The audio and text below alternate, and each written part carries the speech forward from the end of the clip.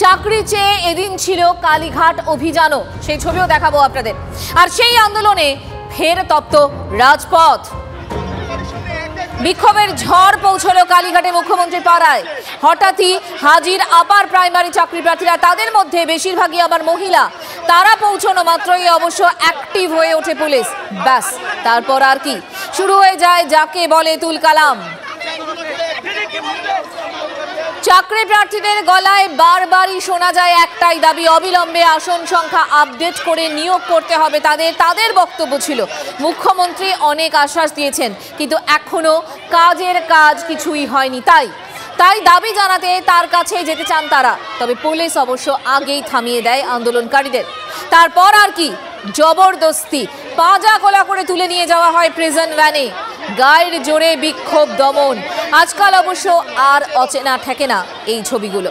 কিন্তু প্রশ্ন হলো, শিক্ষক হওয়ার স্বপ্ন যে মানুষগুলো দেখেছিলেন, এখনো দেখছেন, তাদের কি এটাই প্রাপ্য?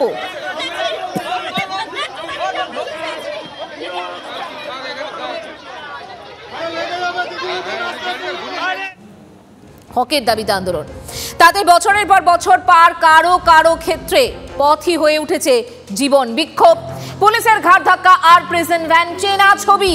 ঘুরে ফিরে তাদের প্রশ্নগুলো কিন্তু খুব চেনা, যে প্রশ্নগুলো বারবার আমরা তুলেছি। কবে আর কতদিনে হবে তাদের চাকরি? জবাব চান চাকরি প্রার্থীরা। তাদের প্রশ্ন, বাঁকা পথে চাকরি পেয়েও কেন অনেকেই এখনো বহাল তবিয়তে চাকরি করে যাচ্ছে? অভিযোগ, বেআইনি নিয়োগের জন্যই বহু যোগ্য প্রার্থী এতদিন ধরে বঞ্চিত হয়ে রয়েছে। আর অপেক্ষা কিংবা ফাঁপা প্রতিশ্রুতি নয়, হাতে চাকরির চিঠি চাই দাবি আন্দোলনকারীদের। চাকরি না মেলা পর্যন্ত তারা পিছু হটবেন না, চলবে আন্দোলন। এদিনও স্পষ্ট হুঁশিয়ারি চাকরি প্রার্থীদের। এখানে কার্যত মাটিতে পড়ে কাতরাচ্ছেন চাকরি প্রার্থীরা। তারা কার্যত কাতরাচ্ছেন মাটিতে, তাদেরকে কার্যত টেনে হিঁচড়ে তুলে যাওয়া হচ্ছে পুলিশের তরফে। দিদি কি বলবেন? এই তো জনদরদি আমাদের তাই দাবি যে সিট আপডেট করে আমাদের অবিলম্বে নিয়োগ দিতে হবে। আমাদের সাথে এইরকমই বারবার হয়, আমরা 10টা বছর বঞ্চনার শিকার। আমাদের আপডেট সিট করে নিয়োগ দেবে, আমরা আপার প্রাইমারিটা একদম ভুলেই যাচ্ছে। পরীক্ষাটা কি করতে নিয়েছে ওরা? সরকারের কাছে আমরা লজ্জিত ছিল। সরকার নামে যারা মাটিতে শুয়ে রয়েছেন, আবারও সেই ছবি। ধস্তাধস্তি চলছে পুলিশের সাথে, কার্যত পুলিশ বনাম চাকরি প্রার্থীদের ধস্তাধস্তি। কার্যত একটা যুদ্ধের চেহারা। মুখ্যমন্ত্রীর ঠিক 200 মিটার দূরত্বে মুখ্যমন্ত্রীর যে বাড়ি রয়েছে, সেই কালীঘাটের বাড়ি থেকে 200 মিটার দূরত্বের ছবিটা ঠিক এইরকম।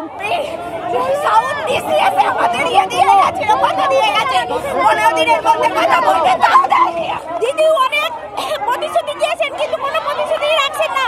অন্য থেকে প্রতিশ্রুতি দিয়েছেন, আমাদের কথা শুনছেন না, আমাদের দিকে কর্ণপাতই করছেন না। দিদি যে বলেছিলেন যে আমরা বদল চাই না, বদল চাই, এইটাই কি বদল? আমাদের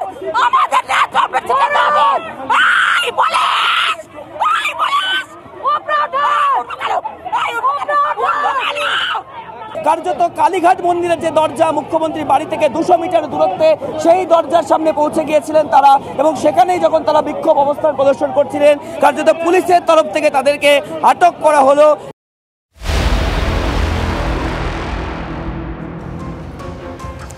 একদিকে মুখ্যমন্ত্রীর পাড়ায় তুলকালাম দেখালাম আপনাদের, অন্যদিকে আবার নবান্ন থেকেও এখন নজর একেবারেই সরানো যাচ্ছে না, কারণ সেখানেও কার্যত এক ছবি। সৌজন্যে ডিএ আন্দোলন। কেন্দ্রীয় সরকারি হারে মহার্ঘ ভাতার দাবিতে নবান্নের সামনে বিক্ষোভ ডিএ আন্দোলনকারীদের। মুখ্যমন্ত্রী মমতা বন্দ্যোপাধ্যায় অবশ্য গতকালই খানিকটা ডিএ বৃদ্ধি করেছেন 4% অতিরিক্ত। তবে আন্দোলনকারীদের সাফ কথা, এটা ভিক্ষা ছাড়া আর কিছুই নয়, আর সেটা তারা চান না। কেন্দ্রীয় হারে ডিএর দাবিতে তাই নবান্নের সামনে আন্দোলনের ঢাকে কাঠি পড়তে বেশি দেরি হয়নি। গতকাল রাত থেকে কার্যত দক্ষযজ্ঞ বেঁধে যায়। আন্দোলন স্থলের সামনে জড়ো হন রাজ্য সরকারি কর্মীদের একাংশ এবং পুলিশ তাদের গায়ের জোরে বাধা দেয় বলে অভিযোগ। দফায় দফায় পুলিশের সঙ্গে বিক্ষোভকারীদের তর্কাতর্কি, ধস্তাধস্তি পর্যন্ত হয়। সকালেও সেই এক ছবি, এক পরিস্থিতি। নবান্নের কাছাকাছি পৌঁছানোর চেষ্টা চালিয়ে যান আন্দোলনকারীরা, কিন্তু অভিযোগ পুলিশ তাদের প্রতি পদে বাধা দিয়েছে। পুলিশের তরফে আন্দোলনকারীদের স্পষ্ট জানানো হয় নবান্নের কাছে 144 ধারা রাত জারি রয়েছে, ফলে সেখানে মাইকিং করার কোনো অনুমতি নেই। এছাড়াও আরও নানা ইস্যুতে উত্তেজনা চড়েছে দফায় দফায়। ধর্নাস্থল নিয়ে পুলিশের সঙ্গে বারবার বচসা বাঁধে আন্দোলনকারীদের। সংগ্রামী যৌথ মঞ্চের অভিযোগ যে হাইকোর্টের নির্দেশ থাকা সত্ত্বেও তাদের বাধা দিচ্ছে পুলিশ, যার জেরে পরিস্থিতি উত্তপ্ত হয়ে ওঠে। পুলিশ অ্যাকচুয়ালি প্রভোগ করছে যাতে এই মঞ্চটা তুলে দেওয়া যেতে পারে। পুলিশ চাইছে ইচ্ছাকৃত একটা ঝামেলা বাঁধানোর, বারে বারে আসছে এই নিয়ে। এই একবার করে শাউটিং করা যাবে না, কখনো বলছে বক্স বাজানো যাবে না, বিভিন্ন অছিলায় চাইছে এই মঞ্চটাকে তুলে দিতে। সকাল থেকেই সমানে চলছে স্লোগান। পুলিশের সঙ্গে তর্কাতর্কি। আন্দোলনকারীদের অভিযোগ যে বৈধ অনুমতি থাকা সত্ত্বেও নানা অজুহাতে তাদের কর্মসূচিতে বারবার বাধা দেওয়া হচ্ছে। এ নিয়ে রাজ্য রাজনীতিও রীতিমতো সরগরম।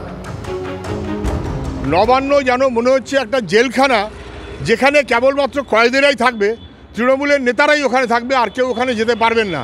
নিজেদের জন্য একটা জেলখানা বানিয়ে রেখেছেন যাতে বাকিদের প্রবেশ নিষেধ। এই চলে কখনো? নবান্নের সামনে কেউ যেতে পারবেন না। ওখানে 144 পার্মানেন্ট করা আছে নাকি গোটা পশ্চিমবাংলায়, গোটা কলকাতায়? কোর্টের নির্দেশে আজকে ওরা ওখানে বসেছেন, তাই নিয়ে পুলিশের ওজোর আপত্তি। এই ওজোর আপত্তি এত ভালো হচ্ছে না, এটা অগণতন্ত্র, গণতন্ত্র সম্মত নয়। তিনি বলছেন এটা অনুদান, ওকে কারা শেখাচ্ছেন আমি জানি না। তো ও নিজস্ব কোনো বোধ বুদ্ধি নেই। বোধ বুদ্ধি থাকলে হাইকোর্টের রায়কে একজন সাংবিধানিক প্রধান হিসেবে বলতেন না অনুদান। একেবারে মূর্খের মতো কথা বলছেন, এবং সেজন্যই তিনি জোর জুলুম করে আন্দোলন ভাঙার চেষ্টা করছেন। আস্তে আস্তে মনে হচ্ছিল যুদ্ধ। কিসের নিরাপত্তার ভয়? এরা নিজেরা আতঙ্কে ভুগছেন, কেন ওরা অন্যায় করছেন, অসাংবিধানিক কাজ করছেন, সেজন্য ভয় পাচ্ছেন। শুধু বামেরাই নয়, তেলেপুরে আসরে নেমে গেছে বিজেপিও। টার্গেট 1 রাজ্যের শাসক শিবির। তারাও অবশ্য চুপ করে বসে নেই। সব মিলিয়ে সব পক্ষের সুর একেবারে সপ্তমে। এটাই তো হচ্ছে পশ্চিমবঙ্গ। আদালতের অনুমতি পাওয়ার পরেও যখন ধর্নাকারী যাদেরকে আদালত থেকে পারমিশন দেওয়া হয়েছে, তাদেরকে মমতার পুলিশ উঠিয়ে দিচ্ছে। মানে এখানে জুডিশিয়ারির কোনো সম্মান নেই, কোনো ভ্যালিউ নেই। আপনারা নিজেরা 144 ধারা রয়েছে, রাজভবনের সামনে বসতে পারেন। আপনাদের জন্য নিয়ম কাটবে না, আপনারা সরকার বলে। এদেরকে না কড়া থেকে কড়া শাস্তি দেওয়া দরকার, কড়া থেকে কড়া, যাতে দ্বিতীয়বার এই ধরনের আদালতের নির্দেশকে অমান্য করার সাহস না পায়।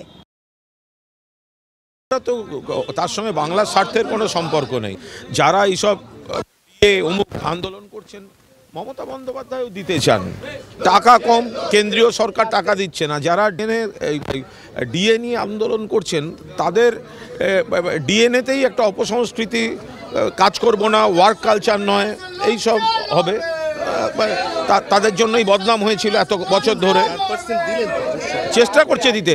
তো তাদের মঞ্চ থেকে তো কখনো শোনা যায় না যে কেন্দ্রীয় সরকার বকেয়াটা দিন। ফলে তারা শুধু শকুনির রাজনীতি করছেন, বিরোধীদের মঞ্চ দোকান খুলে রেখে দিয়েছেন, লোক দেখানো রাজনীতি করছেন। ডিএ আন্দোলনকারীদের ঘিরে চাপান উত্তরের শেষ নেই। আর ওদিকে নবান্নের দুয়ারে তুলকালাম, এদিকে আদালতে দিকে দিকে দড়ি টানাটানি। গতকালই হাইকোর্টের সিঙ্গেল বেঞ্চ নবান্ন বাসস্ট্যান্ড চত্বরে ডিএ আন্দোলনকারীদের ধর্নার অনুমতিও দিয়েছিল, কিন্তু রাত পেরোতেই তার বিরুদ্ধে আদালতে রাজ্য। আর আবার তাদের সেই ধাক্কাই খেতে হলো, ধর্নার অনুমতি বহাল। যদিও ডিএ আন্দোলনকারীদের ওপরেও কোপ পড়েছে। ধর্নার সময় কাটছাঁট ডিভিশন বেঞ্চে। বৃহস্পতিবার বিকেলে মুখ্যমন্ত্রীর আরও 4% ডিএ দেওয়ার ঘোষণা চিড়ে ভেজাতে পারেনি। নবান্ন বাসস্ট্যান্ডে আন্দোলন করার সবুজ সংকেত অবশ্য তার আগেই পেয়ে গিয়েছিলেন ডিএ আন্দোলনকারীরা। পুলিশের কাছে অনুমতি চেয়ে মেলেনি।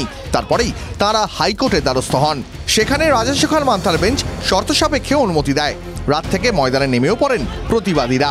তবে সকাল হতেই আর এক টুইস্ট, আদালতে ছোটে রাজ্য। নবান্নের সামনে ডিএ আন্দোলনকারীদের ধর্নায় সিঙ্গেল বেঞ্চের অনুমতিকে চ্যালেঞ্জ করে ডিভিশন বেঞ্চে আবেদন, কিন্তু সেখানে তাদের ধাক্কাই খেতে হলো। শুক্রবার প্রধান বিচারপতি টিএস শিবাগনামের ডিভিশন বেঞ্চও শর্ত সাপেক্ষে ডিএ আন্দোলনকারীদের ধর্নার অনুমতি দেন, সেটা ওই একই জায়গায়। শুনানি পর্বে রাজ্যের অ্যাডভোকেট জেনারেল বলেন, ডিএ আন্দোলনকারীদের অনুমতি দেওয়া হলেও তার সঙ্গে সহমত নয় রাজ্য। আরও অন্যান্য জায়গা রয়েছে। এজি বলেন 22 থেকে 24শে ডিসেম্বর পর্যন্ত ধর্নার অনুমতি পেয়েছেন আন্দোলনকারীরা। সাধারণত ওখানে ধর্না হয় না, সেটি পরিবহন দপ্তরের জায়গা। পাল্টা সংগ্রামী যৌথ মঞ্চের তরফে আইনজীবীর বক্তব্য ছিল ওই এলাকা পুরো ফাঁকা, শনি ও রবিবার ধর্না হবে, রবিবার সকালেই বেরিয়ে যাওয়া হবে। এতে ডিভিশন বেঞ্চের পর্যবেক্ষণ, এটা উৎসবের মরশুম, পার্ক স্ট্রিট সেজে উঠেছে। আগেও বারবার বলা হয়েছে এ রাজ্যে এটা নতুন নয়, প্রায় 1 বছর ধরে আপনাদের অবস্থান চলছে। মুখ্যমন্ত্রী ইতিমধ্যেই ডিএ ঘোষণা করেছেন। অ্যাডভোকেট জেনারেল বলেন মনে হয় না তাতে আন্দোলনকারীরা খুশি। এরপরেই প্রধান বিচারপতির নির্দেশ, ইতিমধ্যেই ধর্না শুরু হয়ে গেছে, আগামীকাল বিকেল 4টের মধ্যে তা শেষ করতে হবে। তবে কোনো রকম আপত্তিকর স্লোগান দেওয়া যাবে না। রাজ্যের আবেদন ছিল নবান্ন থেকে সরানো, সেটা আলটিমেটলি পারেনি। শুধু চিফ জাস্টিস যেটা ক্রিসমাস আসছে বলে, ক্রিসমাস ভ্যাকেশন পড়ছে বলে টাইমটা একটু শর্টেন করেছেন, সেটা আমরা মেনেও নিয়েছি। বিকেল 4টে পর্যন্ত কালকে, যেটা রোববার পর্যন্ত ছিল, আর বাকি সিঙ্গেল বেঞ্চের যা অর্ডার ছিল তাই বহাল থাকে। বিচারপতি রাজশেখর মান্থা জানিয়েছিলেন 72 ঘন্টার বেশি ধর্নার কর্মসূচি করা যাবে না। এক্ষেত্রে প্রধান বিচারপতির ডিভিশন বেঞ্চ তা 48 ঘন্টা করে দিল। তাতে অবশ্য দমেননি আন্দোলনকারীরা। মুখ্যমন্ত্রী 4% ডিএ ঘোষণার পরেও খুশি হতে পারেননি কর্মীরা, এমনই তাৎপর্যপূর্ণ মন্তব্য এজলাসে দাঁড়িয়ে করেছেন এজি। যদিও এদিন প্রধান বিচারপতির ডিভিশন বেঞ্চের রায়ে একেবারেই খুশি হতে পারেনি রাজ্য সরকার। তার কারণ, যেখানে অবস্থান বিক্ষোভ চলছিল সেখানেই মত দিয়েছেন প্রধান বিচারপতি। আদালতের উপর আমাদের ভরসা ছিল যে ঠিক মতন বিচার আমরা পাবো এবং তারা পারমিশন দিয়েছে। আমাদের দাবির মধ্যে অন্যায্য কিছু নেই এবং সেই জন্যই তিনি সিঙ্গেল বেঞ্চের রায় খারিজ না করে তিনি আমাদের অবস্থানের অনুমতি দিয়েছেন। সরকারের চক্রান্ত ব্যর্থ হয়েছে, চোর সরকারের চক্রান্ত ব্যর্থ হয়েছে। যে অবস্থা, টান টান উত্তেজনা থেকে মুক্তি নেই। কিন্তু এখন তো যত কাণ্ড সবই যেন নবান্নে। 20শে ডিসেম্বর হঠাৎই নবান্নে ঢুকে পড়েন বিরোধী দলনেতা শুভেন্দু অধিকারী, যিনি কোশ্মিনকালেও অমুখ্য হন না। এবার নবান্নের কার্যত দুয়ারে ডিএর দাবিতে সরকারি কর্মীদের একাংশের আন্দোলন। সব মিলিয়ে নবান্ন থেকে এখন নজর ঘোরানোই দায়। শ্রাবন্তী সাহার রিপোর্ট, TV9 বাংলা। নিয়োগ নিয়ে চাকরি প্রার্থীদের সঙ্গে দ্বিতীয় দফা বৈঠক, আর সেখানে এবার ডেডলাইনের পালা। শুক্রবার শিক্ষামন্ত্রীর সঙ্গে প্রায় 1.5 ঘন্টা বৈঠক হলো এবং তারপর তারিখের একটা আশ্বাস পেলেন এই চাকরি প্রার্থীরা। এমনই দাবি তাদের। 1 ফেব্রুয়ারি ডেডলাইন তাদের গলায়, আর তার আগেই নিয়োগ সংক্রান্ত জট কাটবে বলে আশাবাদী তারা। বৈঠক শেষে বেরিয়ে একথাই শোনা গেল তাদের গলায়। জটিলতাটা কাটবে কখন, ফাইনাল ডেটটা কখন কেটে যাওয়ার, সেটা আমরা একটা মোটামুটি পেয়েছি। সেটা হচ্ছে 1 ফেব্রুয়ারি। মাননীয় মুখ্যমন্ত্রীর কাছ থেকেই একটা নির্দেশ এসছে শিক্ষা দপ্তরে যে 1 মাসের মধ্যে, আগামী জানুয়ারির মধ্যেই ব্যাপারটাকে একটা জায়গায় নিয়ে আসতে হবে। যে কোনো যত রকম আইনি ব্যাপার আছে সেগুলোকে কিভাবে ওনারা করবেন সেটা ওনাদের ব্যাপার। যারা সঠিক যোগ্য এবং যোগ্য জায়গায় স্থান করেছে তারাই শুধু পাবে। আলোচনাতে যাবতীয় কথা বলছি আমরা 3 জন ব্যক্তিত্বের কথার সাপেক্ষে মাননীয় শিক্ষামন্ত্রী, মাননীয় প্রিন্সিপাল সেক্রেটারি মহাশয় এবং তার সঙ্গে মাননীয় চেয়ারম্যান মহাশয়ের কথার সাপেক্ষে আমরা কথা বলছি। আমাদের যেরকম ধর্ণা চলছে সেরকমই চলবে। বৈঠক আর নতুন করে হবে, হতে পারে, সেটা ডেট হয়নি, প্রয়োজন সাপেক্ষে ডেট হয়নি, না ডেট হয়নি। মাননীয় নির্দেশে এবং শিক্ষামন্ত্রী বিভিন্ন আধিকারিকদের সহায়তায় আমাদের একটা ডেডলাইন দেওয়া হয়েছে, যেটা আইনি ব্যবস্থাকে সম্মান জানিয়ে আমরা আশা করছি ওই 1 ফেব্রুয়ারির মধ্যে ভালো কিছু আমাদের হবে। সেই বার্তাটা আমরা পেয়েছি আজকে এবং ডেডলাইন ওই 1 ফেব্রুয়ারি দেওয়া হয়েছে।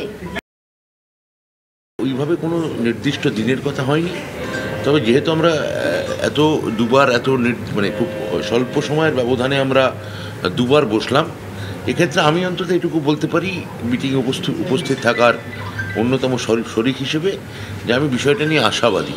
কিন্তু নির্দিষ্ট কোনো দিনক্ষণ আমি এই মুহূর্তে বলতে চাইছি না, বলতে পারছিও না। কুণাল ঘোষ উদ্যোগ নিয়েছেন, কিন্তু ফাইনালি চাকরি দেবে তো স্কুল সার্ভিস কমিশন। ফলে আমার কাজটা অনেকটা এদের মাঝখানে একটা কোঅর্ডিনেটরের মতো, সংযোজকের মতো। মহামান্য কোর্ট যেভাবে বলবেন আমরা আমাদের জ্ঞান বুদ্ধি মতে স্বচ্ছভাবে আমরা নিয়োগ দেব।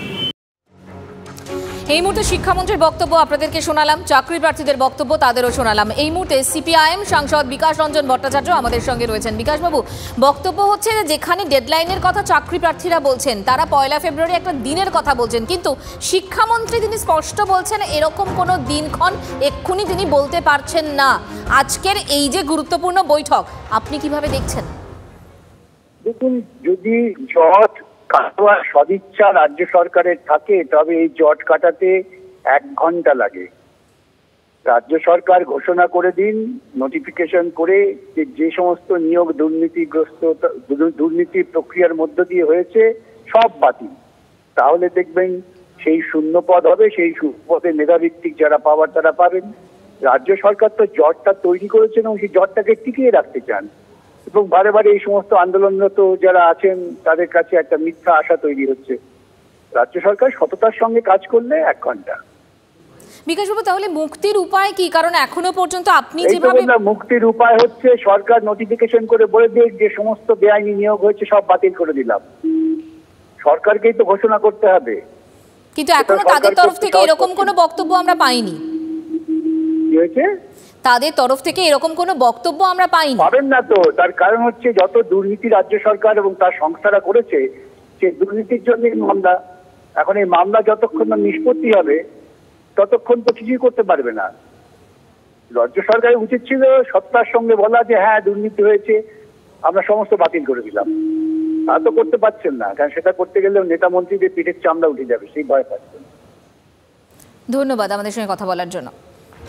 আইনজীবী এবং সিপিআইএম সাংসদ বিকাশ রঞ্জন ভট্টাচার্যের সঙ্গে আমরা কথা বলছিলাম। তবে এই যে জট, এত জটিল সমস্যার যে জট কিভাবে কাটবে সেই প্রশ্নগুলো এখনো থেকে গেল।